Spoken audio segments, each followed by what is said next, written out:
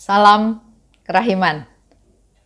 Hari ini 31 Desember 2020. Hari terakhir di tahun 2020. Nggak sangka ya, acara ini bisa terus berjalan dari 1 Mei sampai 30 Desember. Terima kasih atas dukungan, atas support, atas komentar, atas saran, dan juga doa-doa dari Bapak Ibu semua sehingga bisa sampai hari ini. Saya tetap berharap supaya besok-besok kita terus dapat melaksanakan acara ini dengan sebaik-baiknya dan buku diary ini bisa selesai sampai 30 April.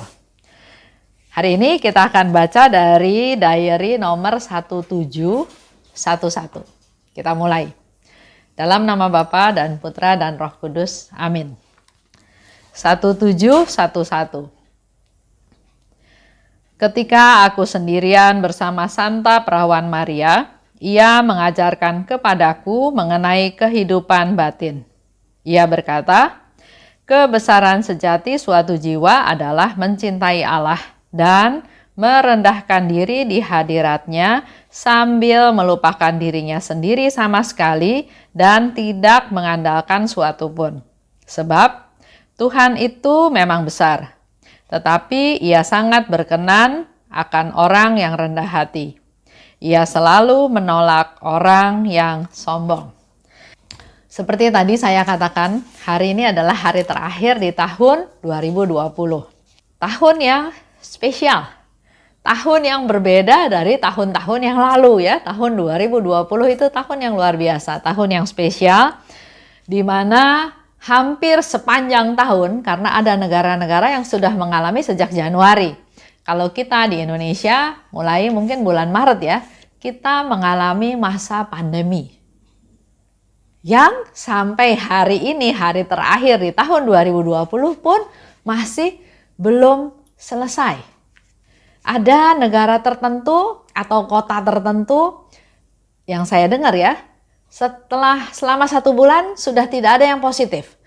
Tapi kemudian dalam 2 hari berturut-turut jumlah yang positif COVID ada lebih dari 20 orang.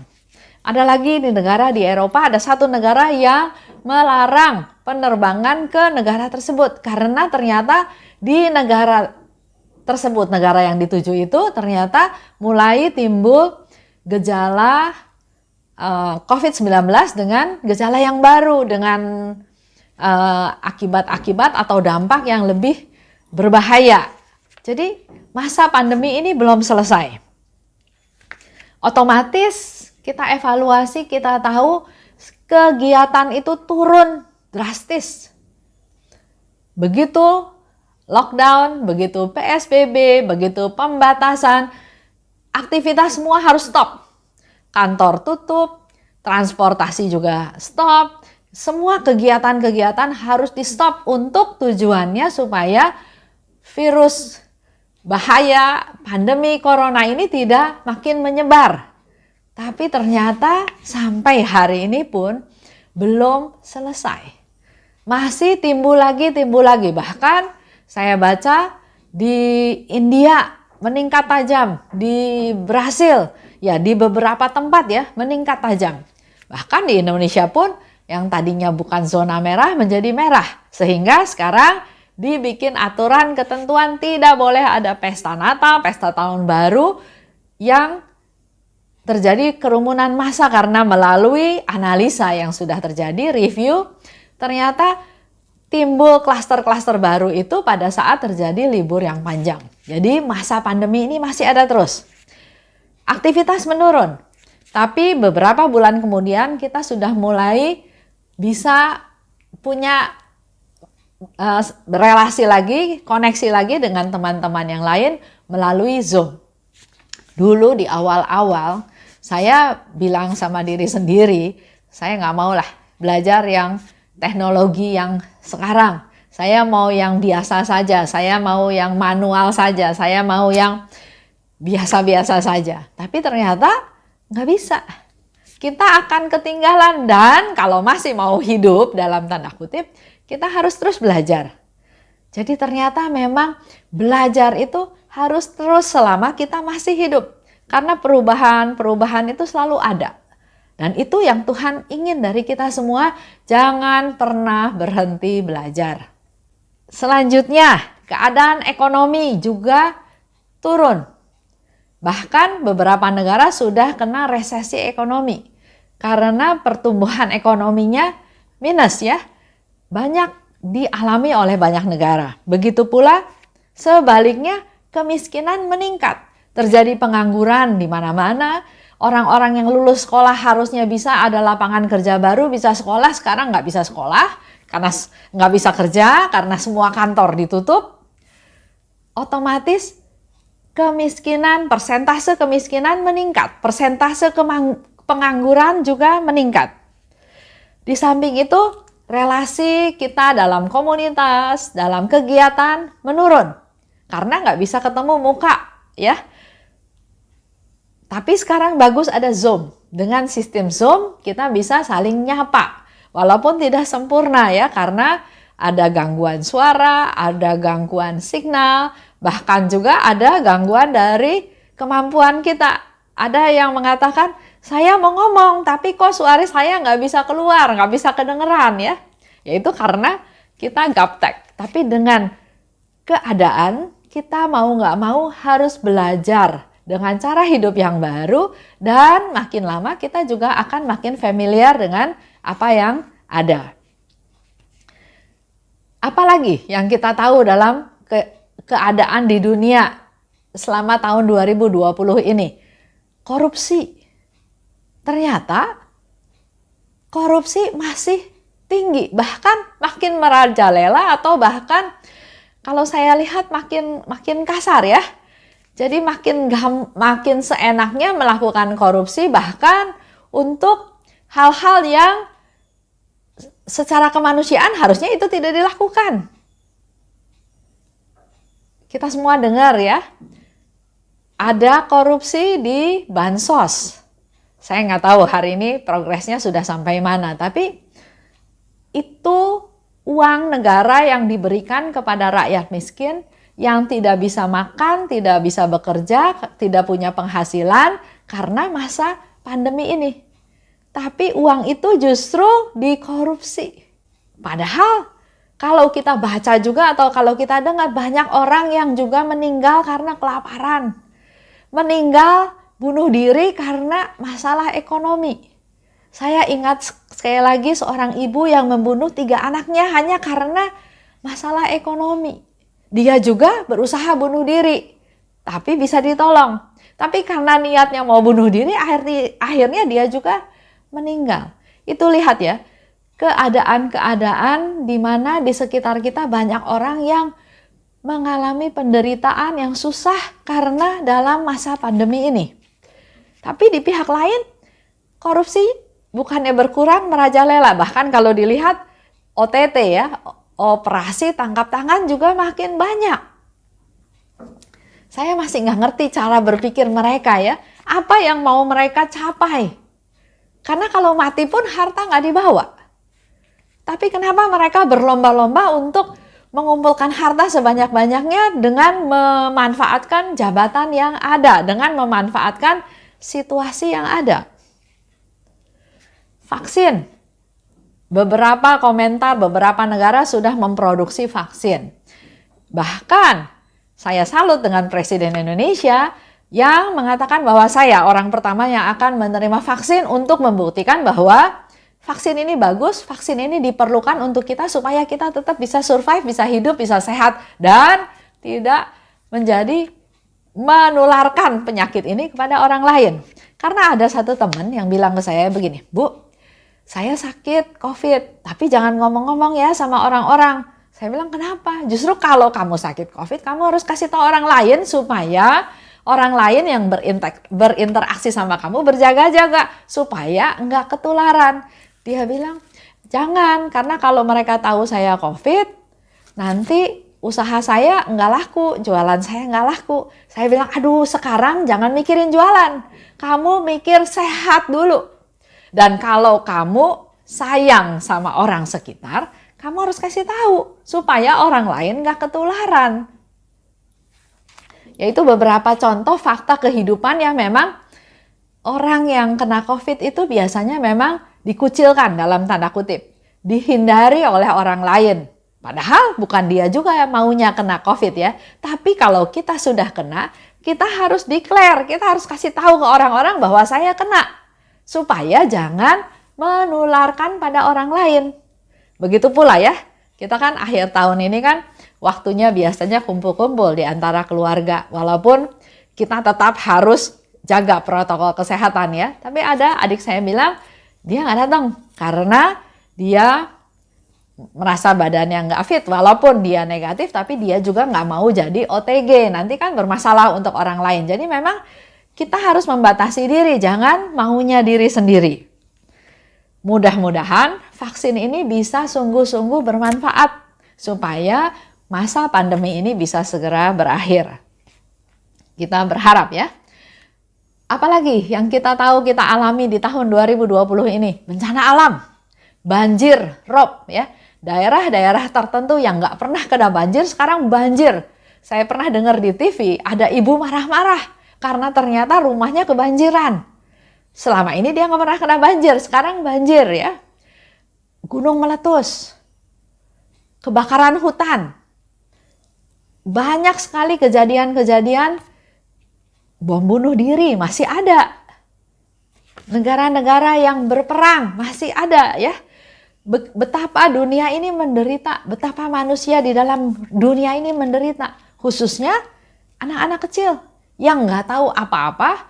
Yang orang-orang dewasanya perang, dia nggak tahu apa-apa, dia kena bom, dia menderita kemiskinan, menderita kurang gizi, mati karena kelaparan, dan banyak hal yang dia alami yang harusnya dia sebagai anak-anak mendapatkan hak untuk hidup, untuk dipelihara, untuk sehat, untuk sekolah ya. Tapi itu semua hilang semua. Anak-anak ini nggak bisa menikmati hal tersebut.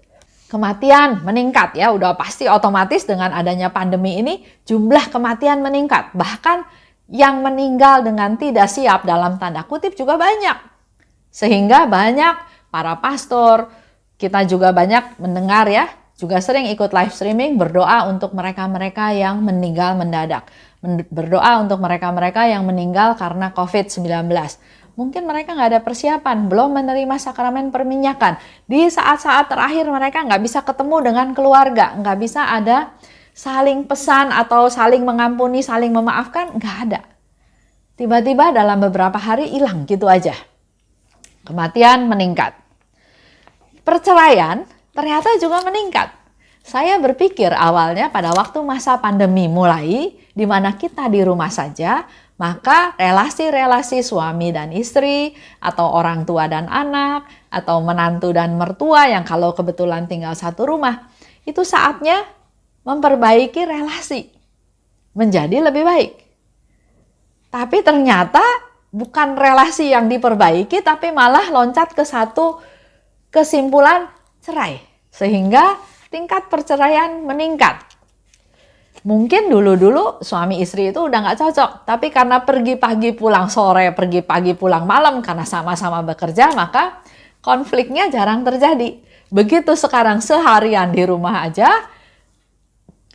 ke kiri ketemu, ke depan ketemu, ke belakang ketemu, akhirnya konfliknya terus berlanjut. Nah, ini sangat disayangkan karena mereka nggak memanfaatkan waktu untuk justru melakukan rekonsiliasi. Belajar menerima apa adanya, belajar mengerti orang lain, belajar menghadapi situasi ini secara bersama-sama. Itu yang Tuhan mau dari yang kita hadapi. Bukan ambil jalan pintas, nggak cocok, cerai. Nggak mau bertanggung jawab, cerai. Suami nggak bertanggung jawab, cerai. Istri nggak bisa diharapkan, cerai. Bukan itu yang menjadi tujuan daripada masa ini. Ini adalah masa rekonsiliasi, sehingga KAJ katakan tahun 2021, KAJ juga memperkirakan masih sampai bulan Juni itu kita mengandalkan online. Masa refleksi, melihat kembali apa yang sudah kita alami, kita lakukan selama tahun ini ke belakang. Untuk selanjutnya kita menentukan hal yang akan datang yang harusnya kita lakukan. Orang yang stres, yang depresi juga makin banyak.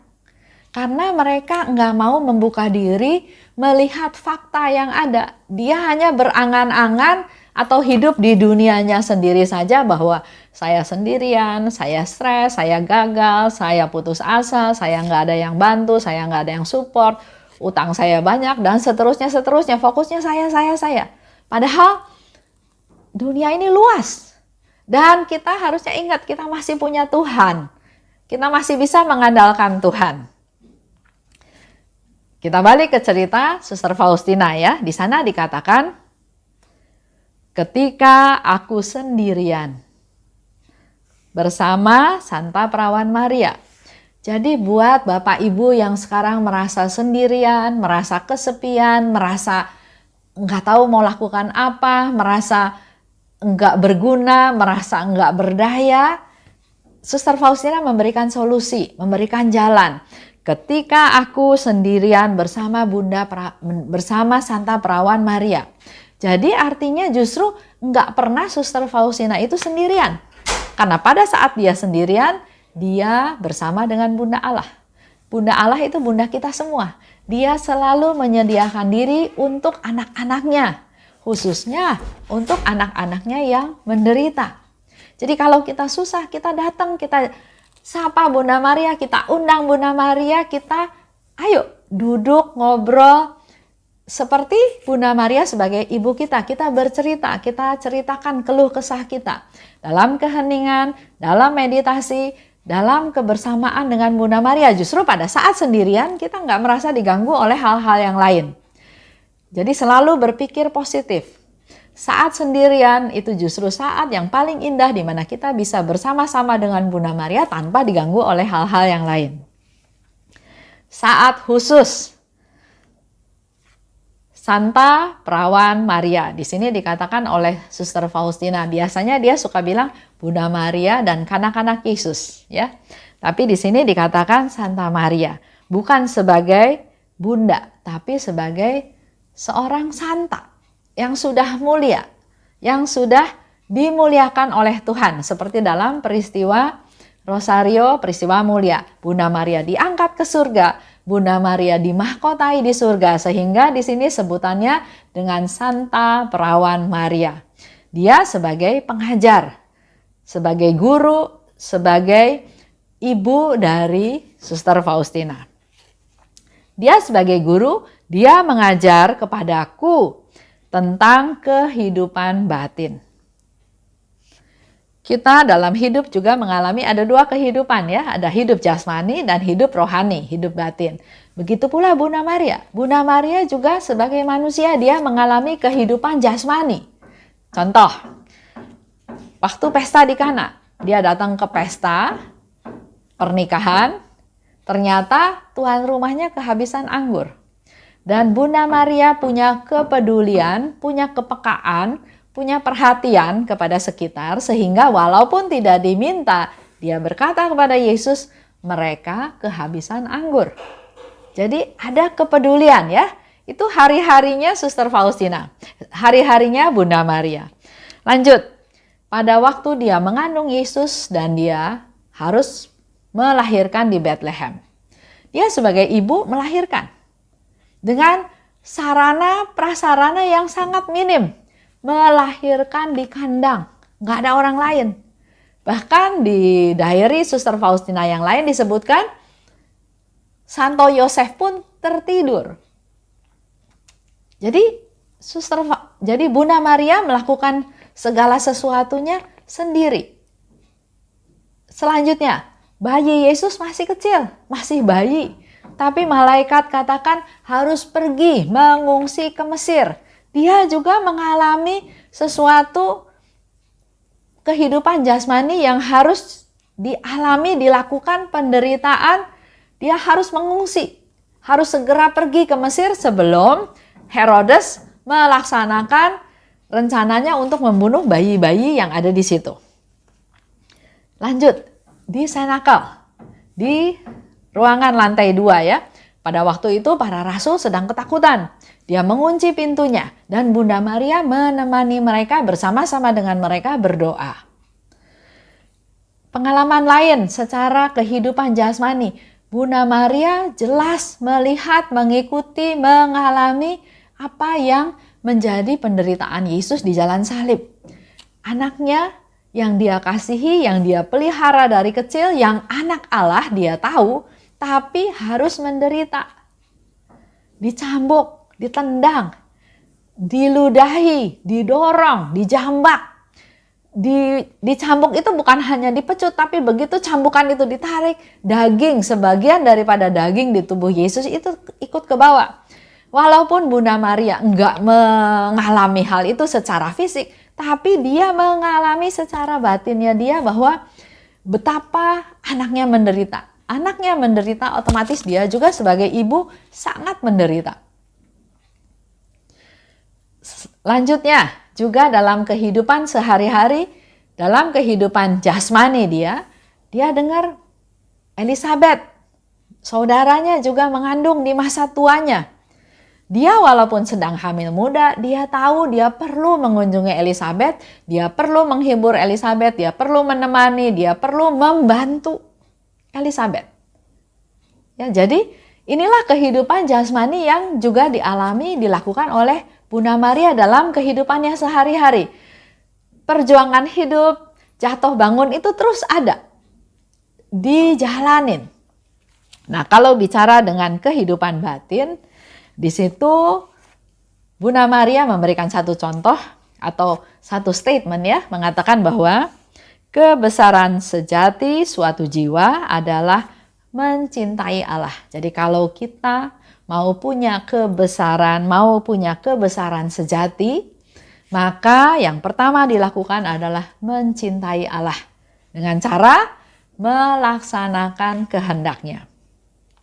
Kedua, merendahkan diri di hadiratnya. Jangan sombong, jangan sok, saya ini, bisa itu, hebat, pinter. Jangan sombong. Kita harus rendah hati di hadapan Tuhan, merendahkan diri di hadiratnya. Itu adalah tentang kebesaran sejati suatu jiwa. Merendahkan diri artinya kita melupakan diri sendiri. Jangan berpikir saya siapa, ya. Saya orang hebat, orang terkenal, orang berkuasa.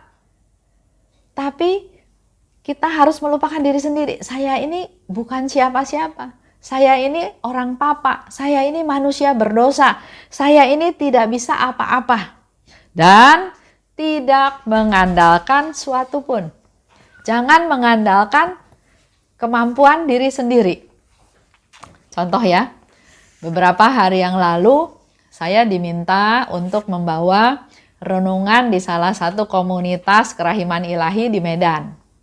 Nah, ini yang cerita salah satu pengurusnya. Dia cerita sama saya bahwa baru sekali ini saya, Bu Esther, minta berdoa pada Tuhan untuk menyetop jumlah peserta yang ikut acara Zooming. Dia bilang karena minggu lalu jumlah yang ikut itu sekitar 40-50 orang. Jadi waktu acara saya itu dia juga nggak memperkirakan bahwa dengan limit yang 100 orang itu harusnya cukup. Pada saat itu dia bilang angkanya sudah 92 orang yang ikut.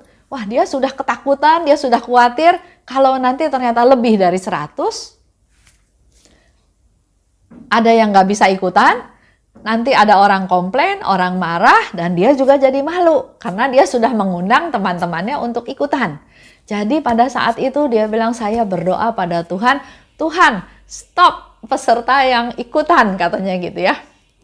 Jadi dia bilang dia baru satu kali itu berdoa seperti itu selama ini. Jadi saya bilang balik, Pak, kenapa Bapak minta stop? Bapak harusnya berdoa, serahkan pada Tuhan, mengandalkan Tuhan, terserah Tuhan. Mau jadinya berapa, ya itu biar karyanya Tuhan, jangan kita stop. Dia berdoa seperti itu karena dia berpikir dari sisi saya ya, waduh, saya cuma sediain 100. Kalau lebih dari 100 gimana? Kalau ada orang mau masuk terus nggak bisa masuk, limitnya nggak ada, nanti kan orang itu tersinggung, nanti orang itu kan marah. Jadi dia berdoa, Tuhan stop aja, jangan kirim orang lagi. Jadi dia masih mengandalkan pikirannya dia, mengandalkan apa yang masih ada di dalam kemampuannya dia. Sehingga dia berdoa seperti itu. Nah, di sini dikatakan oleh Bunda Maria, kebesaran suatu jiwa adalah kalau tidak mengandalkan suatu pun. Jadi hanya mengandalkan Tuhan. Terserah Tuhan. Kalau Tuhan jadi lebih dari 100, Tuhan juga pasti punya maksud. Kalau Tuhan memang mau stop, ya biar Tuhan stop. Tapi kita jangan mengatur Tuhan. Ya, ini sedikit cerita ya. Dimana kita sering berdoa, kita sering bilang, Yesus engkau andalanku. Yesus engkau andalanku. Tapi kita sering terjebak dalam urusan-urusan kecil yang justru enggak mengandalkan Tuhan. Mengandalkan diri sendiri. Selama saya masih bisa melakukan action, saya action. Jadi masih mengandalkan diri sendiri. Sebab, di sini dikatakan lagi lebih lanjut, Tuhan itu memang besar.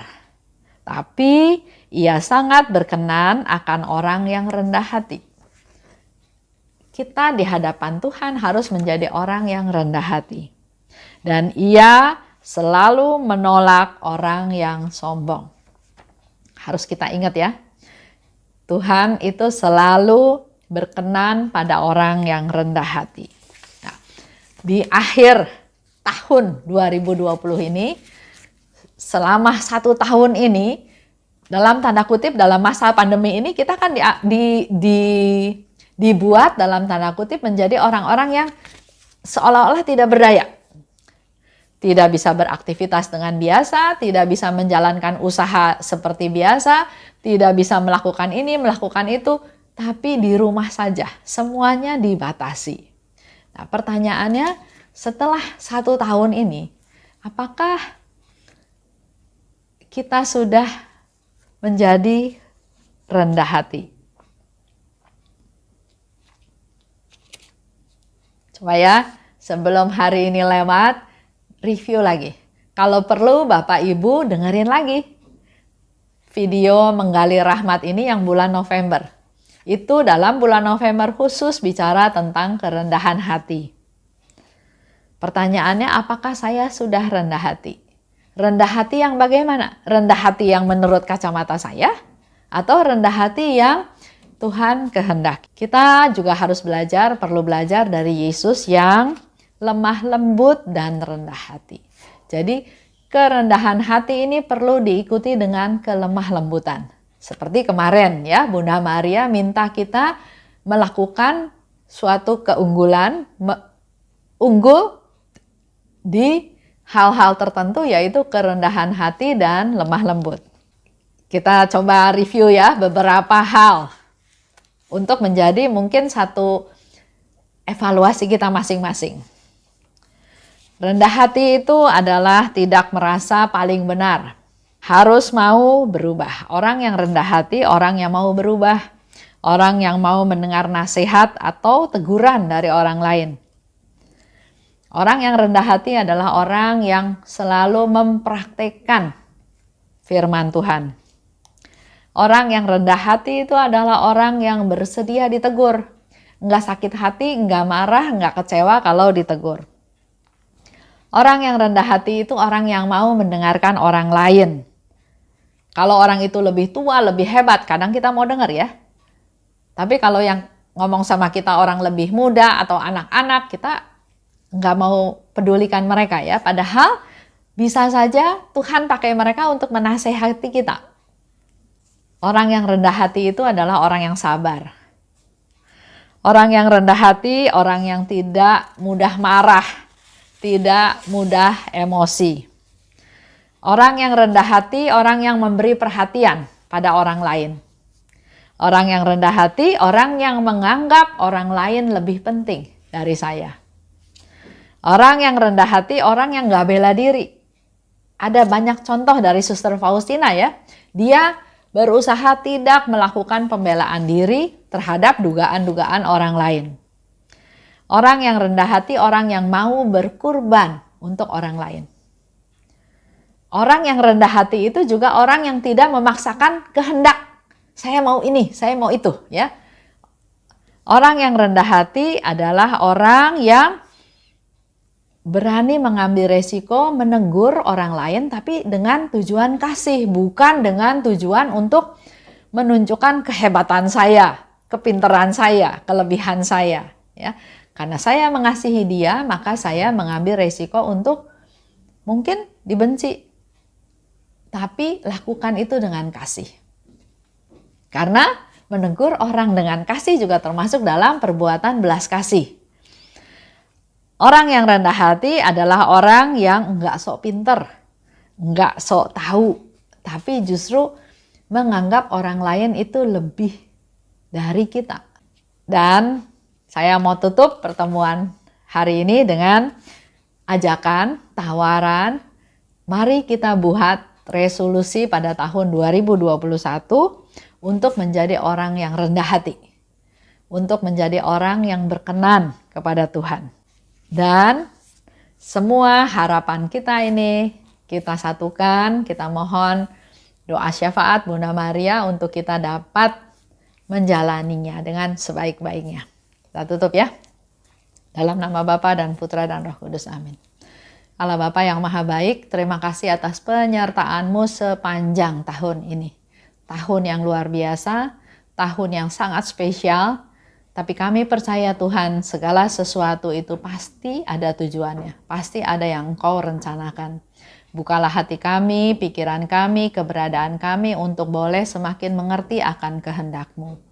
Dan di akhir tahun ini Tuhan, kami sungguh mau bersyukur atas segala rahmat, segala situasi, keadaan, pengalaman yang kami alami sepanjang tahun ini. Semua ini pasti karena penyertaan-Mu, karena kasih-Mu, karena pemeliharaanmu, karena perlindungan-Mu kepada kami semua. Ampuni segala dosa-dosa kami Tuhan, mampukan kami untuk masuk ke tahun yang baru, dan kami bersama-sama mempunyai satu resolusi di tahun 2021 ini untuk menjadi orang yang semakin rendah hati, dan juga supaya hidup kami semakin berkenan kepadamu. Kami mau berdoa juga untuk mereka Tuhan yang masih jauh daripadamu, yang belum mengenal Engkau, agar melalui keberadaan kami, melalui doa-doa kami, mereka boleh kenal akan Engkau, semakin dekat denganmu, dan juga bisa merasakan belas kasih-Mu. Bunda Maria, Bunda kami semua, terima kasih atas penyertaan-Mu sepanjang bulan Desember ini, di mana kami setiap hari bergaul denganmu, berdoa, mohon rahmat-Mu, mohon penyertaan-Mu, mohon perlindungan-Mu, dan sebagai Bunda kami semua yang diberikan oleh Yesus, kami mau datang padamu Bunda dan memberikan salam kami kepadamu.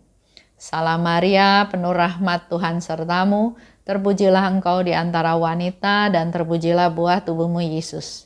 Santa Maria, Bunda Allah, doakanlah kami yang berdosa ini sekarang dan waktu kami mati. Amin. Santa Faustina, doakanlah kami. Dalam nama Bapa dan Putra dan Roh Kudus. Amin. Selesai tahun 2020.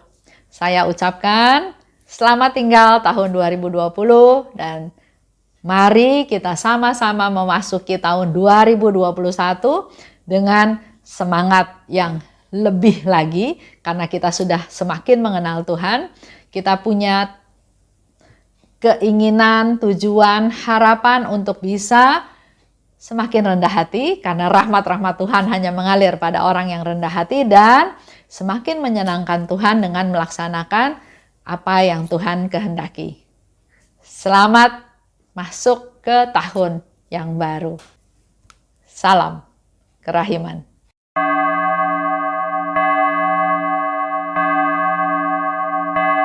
Hatiku dipenuhi suka.